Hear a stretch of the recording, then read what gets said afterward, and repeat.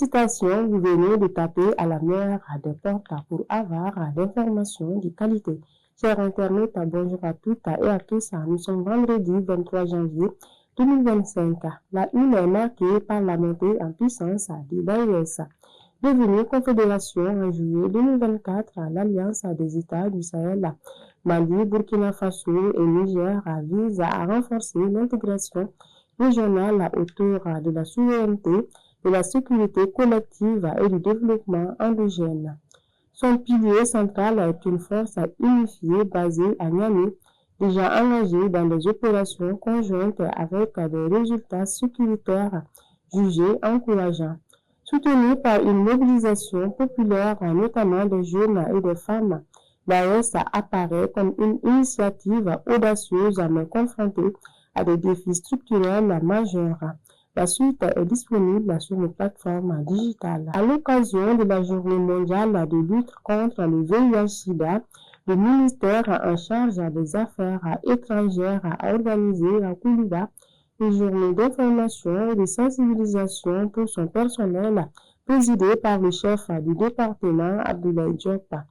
L'ONU-SIDA a révélé qu'en 2024, plus de 40 millions de personnes vivaient avec le VIH dans le monde, dont environ 111 127 au Mali, avec plus de 4 000 nouvelles infections et plus de 3 000 décès enregistrés cette année. Les autorités maliennes ont salué les avancées réalisées tout en appelant à maintenir la mobilisation, notamment face à la féminisation de l'épidémie et à la persistance des infections chez les enfants. L'ancien président de la transition burkinabé, Paul-Henri Sandaogo Damiba, a été extradé du Togo vers le Burkina Faso le 17 janvier 2026 après un mandat d'arrêt international pour des faits présumés de déstabilisation des institutions, de détournement de fonds, corruption et blanchiment de capitaux. Les autorités burkinabées saluent la coopération judiciaire togolaise ayant permis son arrestation et son transfert. Damiba, déjà radié de l'armée en 2024, est accusé d'avoir été impliqué dans plusieurs tentatives de coup d'État depuis son renversement en septembre 2022. Le centre de transformation agroalimentaire de Sibi abrite depuis hier le cadre de concertation des structures centrales et régionales en charge de l'emploi, de la formation professionnelle et de l'entrepreneuriat. La cérémonie d'ouverture de cette rencontre de 3 jours a été présidée par la chef du département de tutelle, Oumou Salseka, en présence des responsables des structures concernées.